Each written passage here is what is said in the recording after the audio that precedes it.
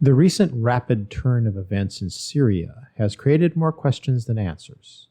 The leader of HTS, one of the rebel groups that toppled the right-wing Assad regime, has said that Syria's future is now up to the Syrians.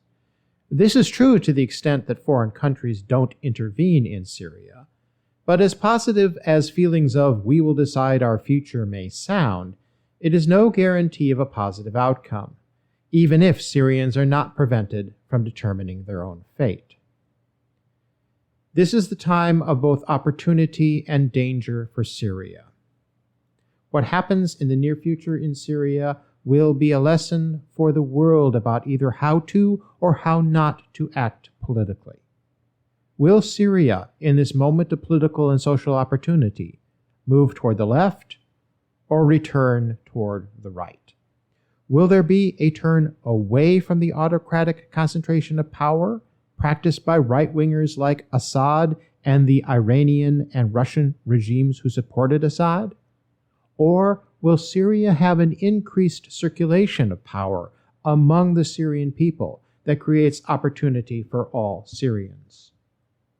So far, the leader of HTS is saying the proper things, that he and his group wants peace and reconstruction, that they will respect the rights and freedoms of all ethnic groups, and that they will open the future government to participation from all religious communities, increasing the circulation of power that would increase rights and freedoms for people beyond the allies of the Assad regime. Such increases are what most Syrians want, because those increases in power are essential to happy and productive lives. Some foreign leaders echoed saying the proper things.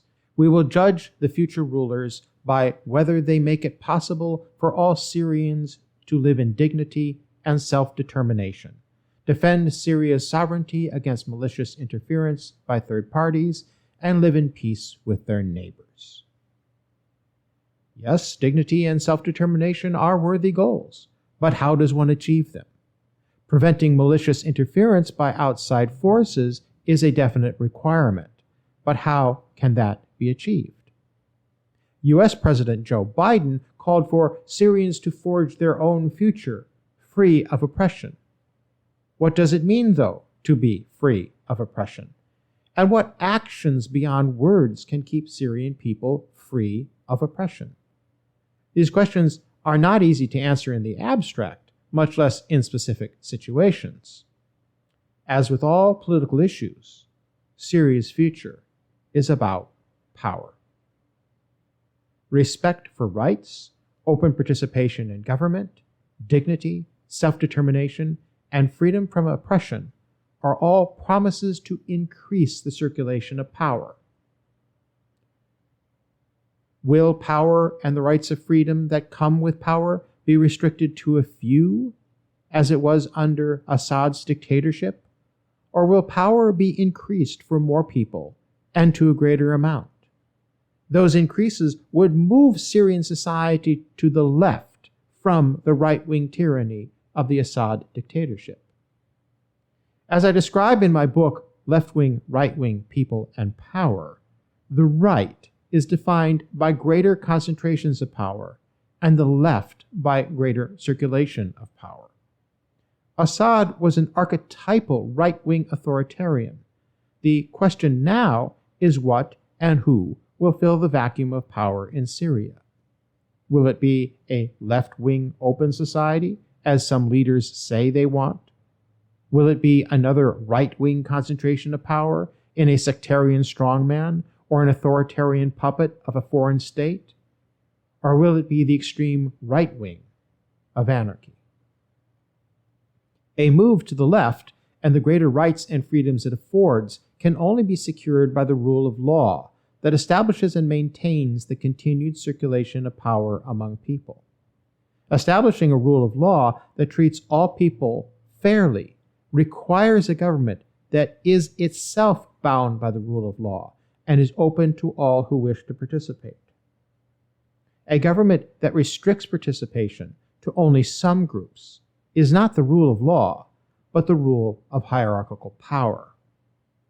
That is the fundamental difference between the left and the right. Will a society seek to be inclusive, open, responsive to people, and flexible in its practices so as to bring greater rights and freedoms to people?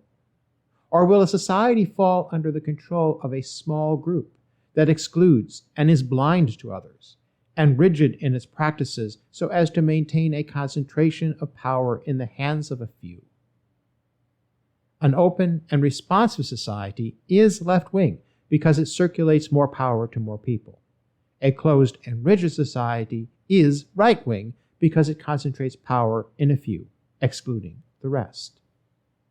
The appeal of a right-wing concentration of power is the belief that authoritarians can keep the peace. It's an idea championed by philosopher Thomas Hobbes, who argued that if we all agree to give up all of our rights to a single ruler, that ruler will act to protect us.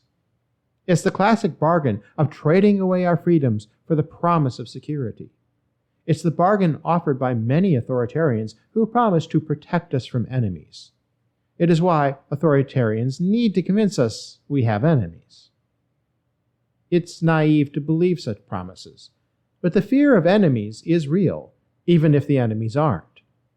Authoritarians of all stripes use such scare tactics and promises either to gain power from willing people or to maintain power after taking it by force.